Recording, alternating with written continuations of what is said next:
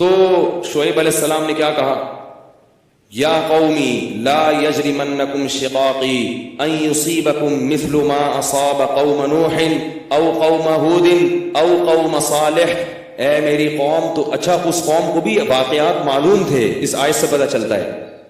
اے میری قوم، ایسا نہ ہو کہ جو عذاب نوح علیہ السلام کی قوم پہ آیا جس کا تمہیں پتہ ہے، یا جو عذاب قوم ہود پر آیا، یا جو عذاب قوم صالح پر آیا، ایسا نہ ہو کہ وہی تم پر بھی آ جائے.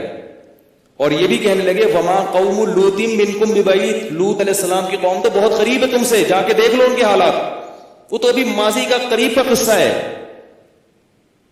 وَيَا قَوْمِ لَا يَجْرِمَنْ وَيَا قَوْمِ اسْتَغْفِرُوا رَبَّكُمْ ثُمَّ تُوبُوا إِلَيْهِ. اے میری قوم اعتراضات چھوڑ دو، استغفروا ربکم، رب سے توبہ استغفار کرو. دیکھو وہ لوگ استغفار کا مطلب سمجھتے تھے، ہم لوگ استغفار کا مطلب نہیں سمجھتے.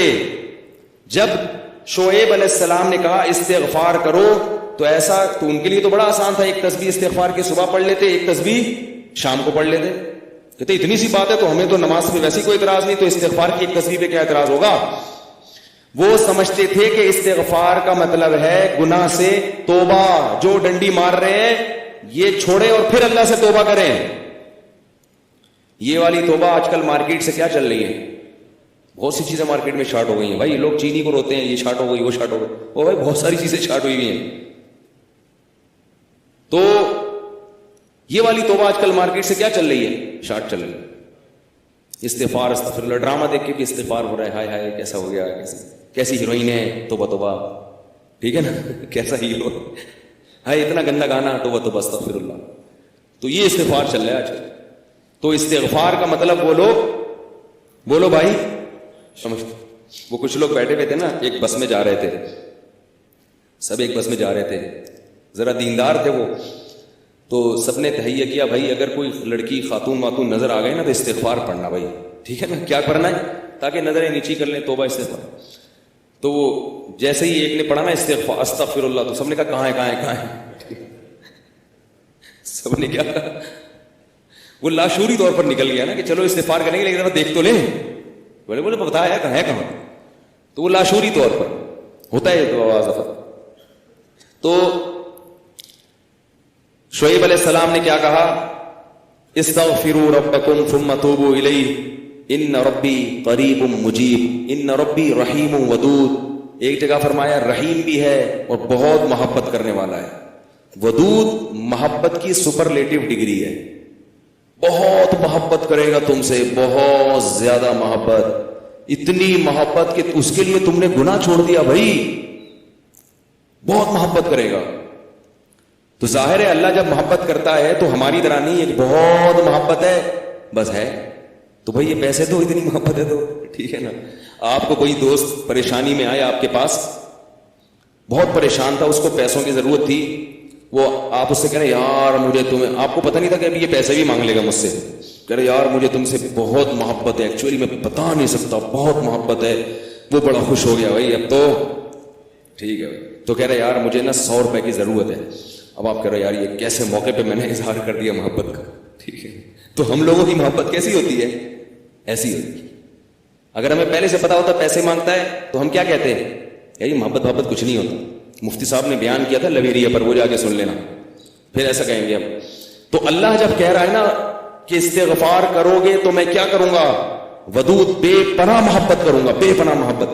اس کا مطلب ہے کہ پھر اللہ نوازے گا، بہت بہت نوازے گا، رزق کی فراوانی کر دے گا، رزق کے دروازے کھول دے گا، دل میں سکون ڈال دے گا. اگر پریشانی بھی آئے گی تو درجات کو بلند کرنے کے لیے، جیسے یعقوب علیہ السلام پر پریشانی آئی، جیسے یوسف علیہ السلام پر پریشانی آئی تاکہ مصر کا بادشاہ بنا دوں، پھر وہ پریشان کرنے کے لیے پریشان نہیں کرے گا، وہ پریشان کرے گا خوشی دینے کے لیے. آپ حیران ہو کہ خوشی دینے کے لیے بھی کوئی پریشانی ہوتی ہے. حدیث میں آتا ہے کہ ایک بوڑھی عورت نے نبی صلی اللہ علیہ وسلم سے پوچھا کہ کیا بوڑھی عورتیں جنت میں کیا میں جنت میں جاؤں گی؟ آپ نے فرمایا نہیں. ارے بھائی نبی کے منہ سے ایک عورت سن لے کہ میں جنت میں نہیں جاؤں گی، اس پہ کیا گزرے گی؟ اس کا مطلب جہنم کا ٹھپا لگ گیا، اسٹیمپ لگ گیا. اتنی پریشان. خود سوچو کہ جن صحابہ کو جنت پر ایسا یقین تھا جیسے اپنی آنکھوں سے دیکھی. حضرت علی کی ایک روایت ہے کہ میں اگر جنت کو اور جہنم کو اپنی آنکھوں سے دیکھ لوں تو میرے ایمان میں اضافہ نہیں ہوگا. تو جن لوگوں کا ایمان ایسا ہو نبی پر ایک ایک بات پر, وہ نبی کے منہ سے سن لے کہ میں جنت میں نہیں جاؤں گی تو اس پہ قیامت نہیں آ گئی ہوگی. رونے لگی, پریشان ہو گئی, کچھ دیر میں نبی نے فرمایا کہ جاؤ گی جوان ہو کے. اس کنڈیشن میں اب یہاں ایک نقطہ اٹھایا ہے کہ بھئی ایسا مذاق کرنا جس سے تکلیف ہو. کسی مسلمان کو تکلیف دینا تو جائز نہیں ہے, تو نبی کیسے تکلیف دے سکتے ہیں؟ اتنی تکلیف میں ڈال دیا بیچاری کو. تو اس کا جواب یہی ہے کہ بعض دفعہ تکلیف کسی بہت بڑی خوشی کا پیش خیمہ ہوتی ہے. نہیں آئی بات؟ اگر پہلے تکلیف میں نہ ڈالا جاتا تو بعد میں جو اس کو راحت ہوئی ہے نا, وہ راحت نہ ہوتی, وہ خوشی نہ ہوتی. اس خوشی تک پہنچانے کے لیے پہلے تھوڑا سا تنگ کرنا ضروری ہے, ورنہ وہ خوشی نہ ہوتی. تو اللہ بھی اگر اپنے نیک بندوں کو پریشان کرتے ہیں تو وہ پریشانی کسی بہت بڑی کامیابی کا پیش خیمہ ہوتی ہے, پیش خیمہ ہوتی. پھر اس میں تسلیاں بھی ملتی رہتی ہیں ان کو. تتنزل علیہم الملائکہ اللہ تخافوا ولا تحزنوا, فرشتے ان کے دلوں پہ نازل ہو کے خوشخبریاں دیتے ہیں کہ غم نہ کرو, خوف نہ کرو, بس یہ پریشانیاں دور ہونے والی ہیں, جنت کی نعمتیں ہیں. بعض دفعہ تو دنیا میں بھی بہت بڑی کامیابی مل جاتی ہے. تو اب وہ اچھا یہ بات مسئلہ ذہن میں رکھو کہ اللہ ودود ہے, محبت کرتا ہے اپنے بندوں سے بے پناہ, رحیم ہے, غفور ہے. یہ بہت بڑی غلط فہمی ہے کہ گناہگاروں کے لیے بھی ہے. نہ نہ نہ, گناہگاروں کے لیے نہیں. جو گناہ سے توبہ کرنے والے ہوں ان کے لیے. ہمارے ہاں بعض خطیب اللہ کی رحمت کو ایسے بیان کرتے ہیں کہ گناہگار سمجھتا ہے کہ اللہ مجھ سے بھی بہت زیادہ محبت کرتے ہیں, حالانکہ وہ کبیرہ علانیہ گناہوں کا مجموعہ ہوتا ہے. وہ آدمی گناہوں سے اللہ کبھی بھی محبت نہیں کرتے, تو گناہگار سے کیسے محبت کریں گے؟ جو گناہ سے بچنے کی کوشش میں لگ جائے, بے شک نہ چھوٹے ہوں لیکن بچنا چاہتا ہے, اس سے بھی اللہ محبت کرتے ہیں. علماء لکھتے ہیں گناہ نہ بھی چھوٹے ہوں لیکن چھوڑنا چاہ رہا ہے, لائن پہ آنا چاہ رہا ہے, تو اللہ اس سے بھی محبت کرتے ہیں. اس کے لیے وسائل پیدا کرتے ہیں, اسباب کے آ جائے. جو نہیں چاہتا اس سے اللہ محبت نہیں کرتے. اللہ اس کے لیے غفور اور رحیم نہیں ہے. اللہ یہ کہ قانون یہ ہے, اللہ اپنی رحمت سے کسی کو بخش دے تو ایک الگ بات ہے, قانون یہ نہیں ہے. قانون یہ ہے کہ وہ کیا ہے, عزیز ذو انتقام, غالب ہے اور انتقام لینے والا ہے. ان الذين يكسبون الاثم سيجزون بما كانوا يقترفون, جو گناہ کر رہے ہیں عنقریب پتہ چلے گا, عنقریب پکڑے جاؤ گے, عنقریب ٹھکائی لگے گی. تو جس سے محبت ہوتی ہے اس سے ایسے باتیں کی جاتی ہیں. آپ کو جس سے محبت ہے آپ اس کو دھمکیاں دیتے ہیں اس طریقے سے. اللہ فرماتے ہیں کہ تمتعوا, مزے اڑاؤ مزے, ان مسیرکم الی النار, آنا جہنم کی آگ کی طرف ہے. حدیث میں آتا ہے کہ میں سب سے زیادہ غیرت مند اور اللہ مجھ سے بھی زیادہ غیرت مند ہے. اور اللہ کی غیرت کو اس وقت جوش آتا ہے جب کوئی اللہ کے حرام کردہ کاموں میں سے کوئی کام کرتا ہے. یہ کون چیخ رہا ہے بھائی؟ ان کو سنبھالیں بچوں کو باہر, کیا ہو رہا ہے؟ پیچھے لوگ بیٹھے ہوئے ہیں, دیکھ نہیں رہے ان کو. تو اللہ کو غیرت کس وقت آتی ہے؟ حدیث کے الفاظ ہیں کہ جب کوئی بندہ اللہ کے حرام کاموں میں سے کسی کام کا ارتکاب کرتا ہے. اللہ کھلا رہا ہے, اللہ پلا رہا ہے, پھر آپ ناجائز کی طرف جا رہے ہو.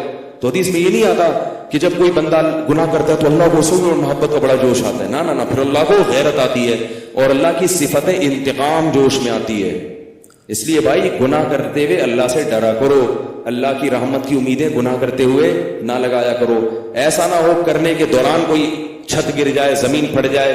بنی اسرائیل نے گناہ کیا تھا نا, ہفتے کے دن اللہ نے منع کیا شکار مت کرو, انہوں نے کر لیا, تو کیا اللہ بڑا غفور رحیم, اللہ نے معاف کر دیا فوراً. رات کو سوئے ہیں تو صبح کیا ہوا ہے, بندر اور سور جیسی شکلیں بنی ہوئی تھی. اللہ ہم سب کو محفوظ رکھے. تو گناہ سے بچنا چاہو گے تو اللہ کی رحمتیں ہیں, اللہ کی محبتیں ہیں. گناہ سے بچنے کا ارادہ نہیں کرتے تو پھر جہنم ہے, پھر جنت نہیں ہے. سمجھ رہے ہو کہ نہیں سمجھ رہے بھائی؟ یہ باتیں کہتے ہیں مجھے بھی ڈر لگتا ہے, مجھے بھی ڈر لگتا ہے.